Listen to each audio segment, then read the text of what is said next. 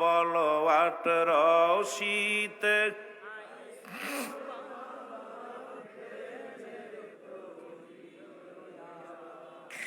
তোমার পদ ধুলিতে ধন্য ফরিদপুর,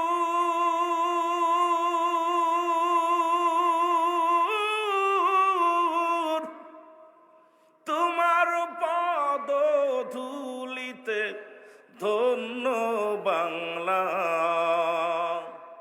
ওরে তোমার পদ ধুলিতে বাবা ধন্য জাকের রাও রে ভব পারের নায়া। 18 শীতে আইসো গো বাজান প্রেমের তরি লইয়া, বলেন 18 শীতে আইসো গো বাজান। এ জাকির ভাইরা, আমি কয়েকটা তরিকার কথা বলে যাই। কিবলা জান হুজুর সবে মাত্র বিশ্ব জাকির মঞ্জিলে আসলেন।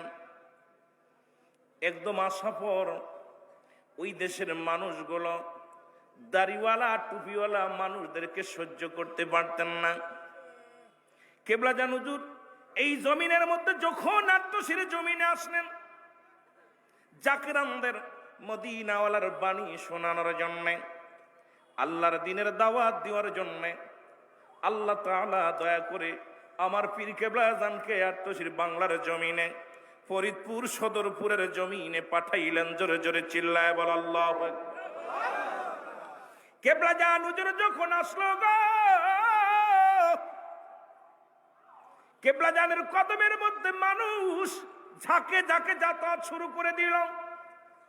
ফরিদপুরের মানুষগুলো মেনে নিতে পারে নাই, তৎকালীন জামানায় ওলামা ইকরাম মেনে নিতে পারে নাই। কোথা থেকে কোন সাধু